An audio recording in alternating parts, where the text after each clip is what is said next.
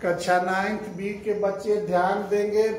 पिछले दिन हम लोग हिंदी गद्य में पाठ 2 मंत्र कहानी पढ़ रहे थे, जिसके लेखक मुंशी प्रेमचंद जी हैं। मुंशी प्रेमचंद ने इस मंत्र कहानी में एक अमीर और एक गरीब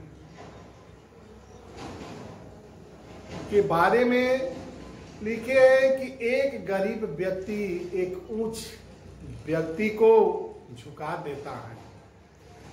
कहानी में हम लोग पढ़ रहे थे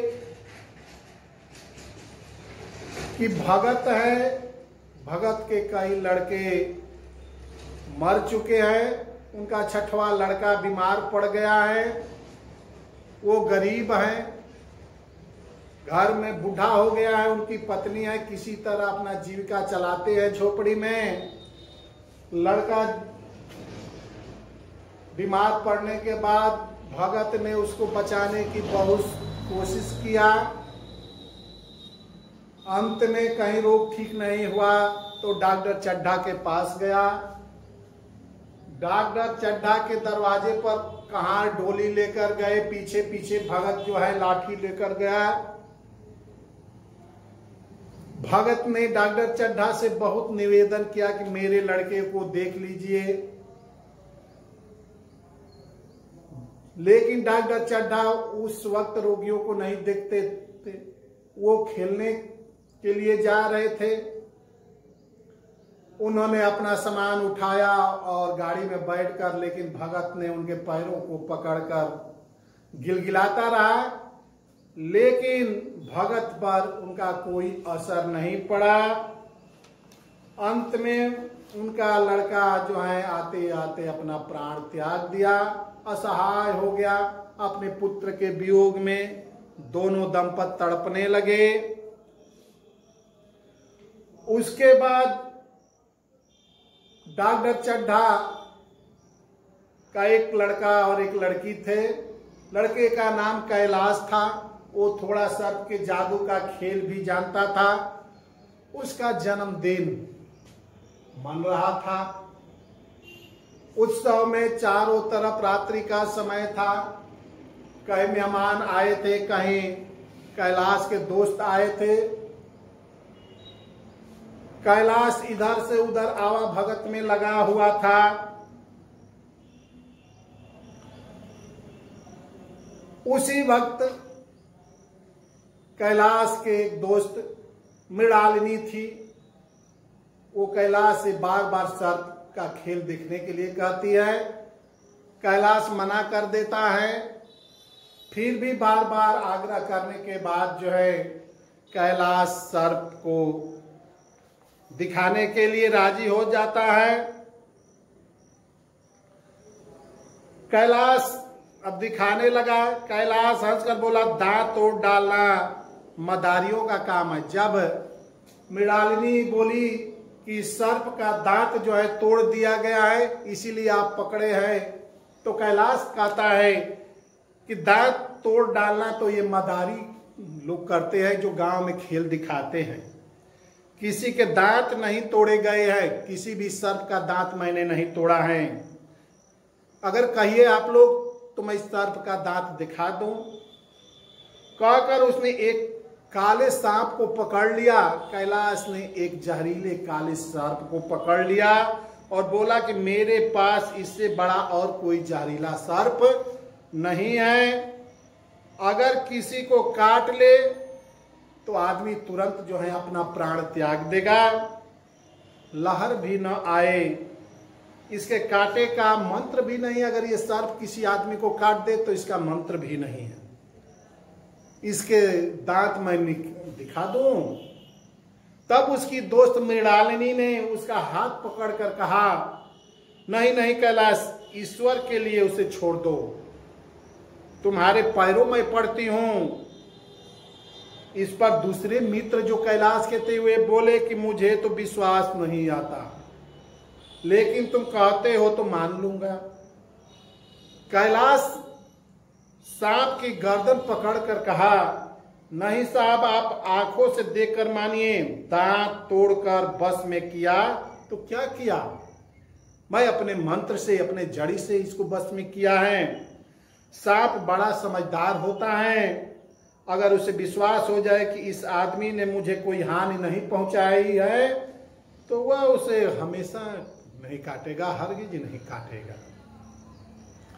मृणालिनी ने जब देखा कि कैलाश पर इस वक्त भूत सवार हैं तो उसने यह तमाशा न करने के विचार से कहा कि अच्छा भाई, अब यहां से चलो, देखो गाना शुरू हो गया है, उत्सव में गाना बजाना चल रहा है, आज मैं कोई भी चीज नहीं सुनाऊंगे।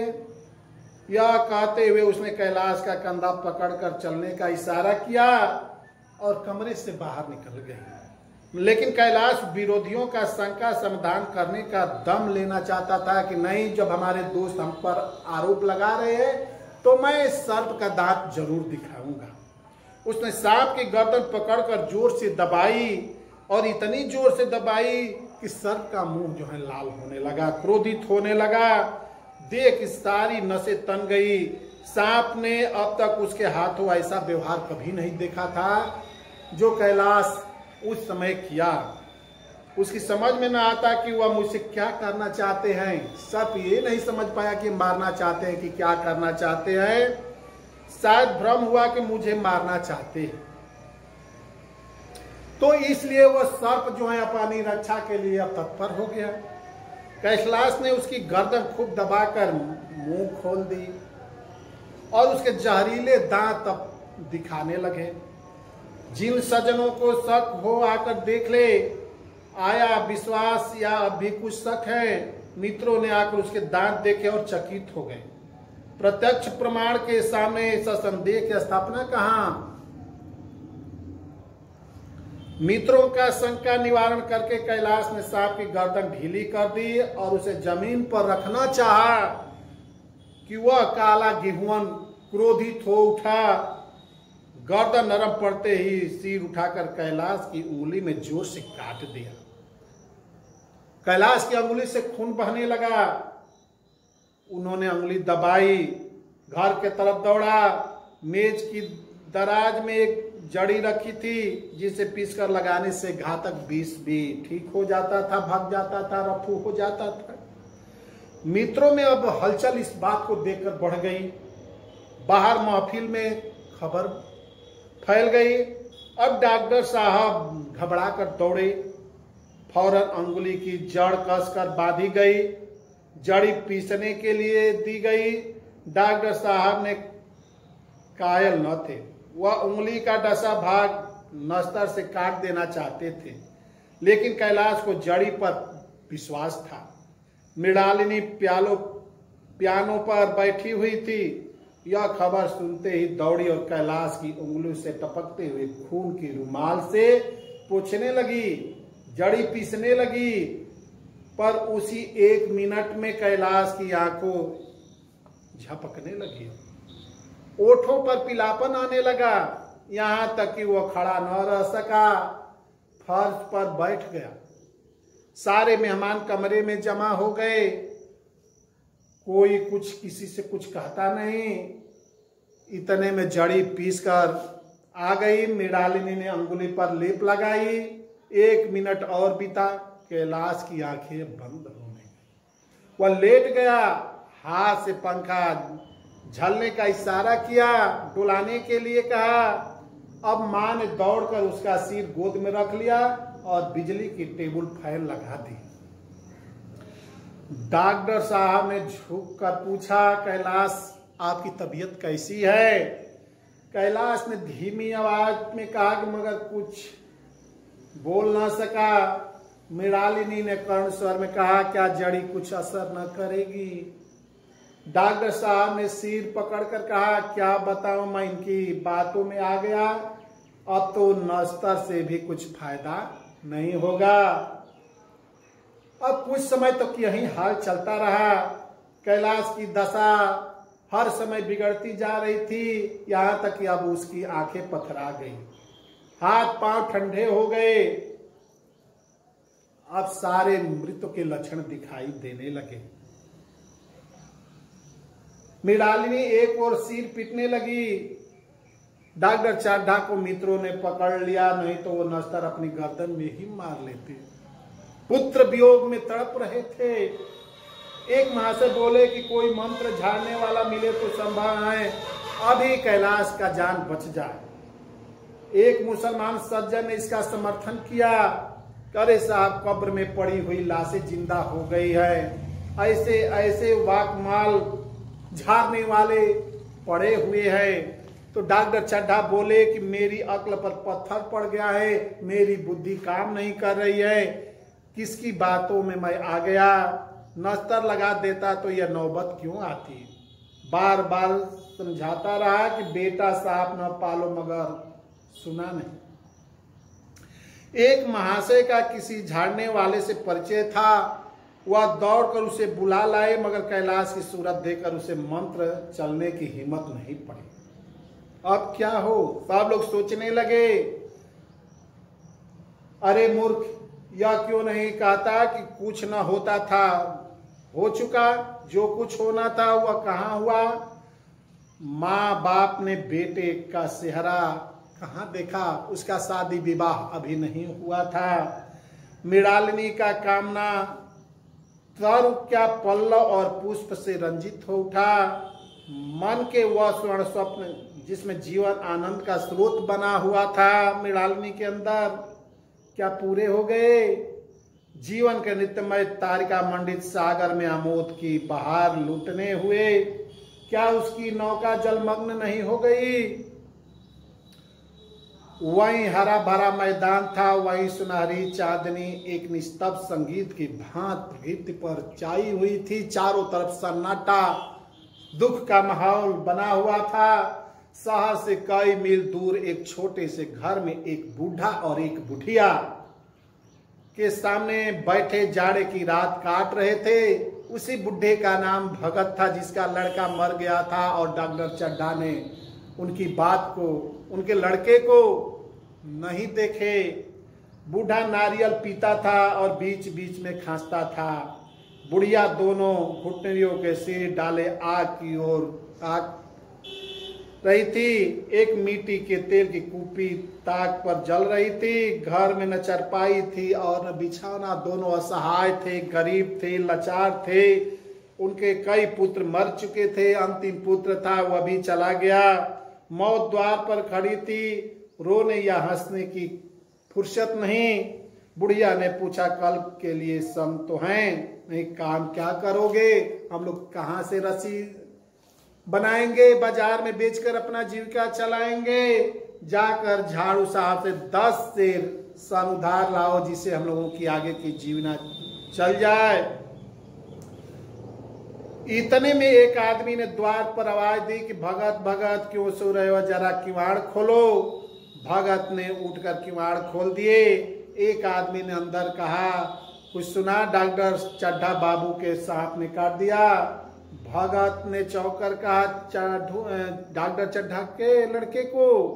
वही चड्ढा बाबू जिसने मेरे लड़के को नहीं देखे, मैं उनके दरवाजे पर गिड़गिड़ाता रहा। बूढ़े ने कठोर भाव से सिर हिलाकर कहा, मैं नहीं जाता, मेरी बला जाए, वही चड्ढा है, खूब जानता हूं। भैया को उन्हीं के पास गया था, खेलने जा रहे थे, पैरों पर गिर पड़ा कि एक नजर देख लीजिए, मगर सीधे मुंह से बात भी डॉक्टर चड्ढा ने मुझसे नहीं किया। भगवान बैठे सुन रहे थे। अब जान पड़ेगा कि बेटे का गम कैसा होता है।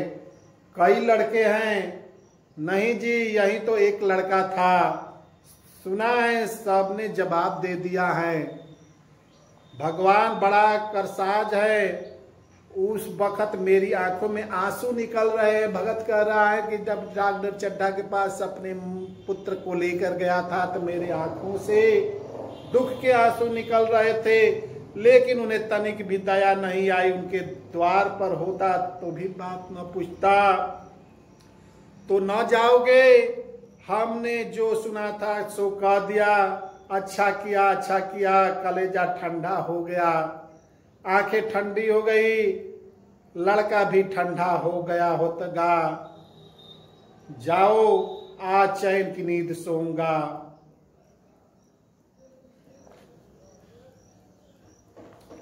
दोपहर ही होता कि मैं न जानता, सवारी दरवाजे पर लेने आती तो मैं भी न जाता। भूल नहीं गया हूं, पन्ना की सूरत आज भी आंखों में फिर रही है। उसी निर्दयी ने उसे एक नजर देखा नहीं। क्या मैं नहीं जानता कि वह न बचेगा? खूब जानता था। चड्ढा भगवान नहीं थे, उनके एक निगाह दे लेने से वो अमृत पिला देंगे और मेरा लड़का जो है जीवित हो जाएगा।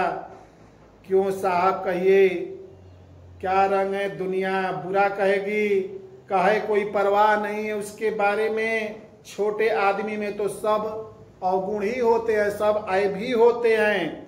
बड़ों में कोई ऐब नहीं होता है, कितना भी दोष होता है लेकिन उसको बड़ा ही कहते हैं लोग। भगत के लिए जीवन में यह पहला अवसर था कि ऐसा समाचार पाकर वह बैठा रह गया हो। 80 वर्ष के जीवन में ऐसा कभी नहीं हुआ कि सांप की खबर पाकर वह दौड़ा न हो। माघ पूछ के देरी रात, चैत बैसाख की धूप, किसी भी समय वह किसी की बात सुन लेता तो वह तुरंत जो है झाड़ने के लिए दौड़ जाता था। बुढ़िया उनको मना कर रही थी लेकिन बुढ़िए की बात में नहीं आया।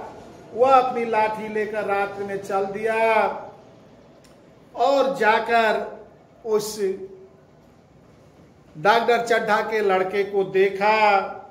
चौकीदार चला गया, भगत ने आगे पैर बढ़ाया जैसे नशे में आदमी की देह अपने काबू में न रही है, यानी जल्दी जल्दी पांव पड़ने लगा।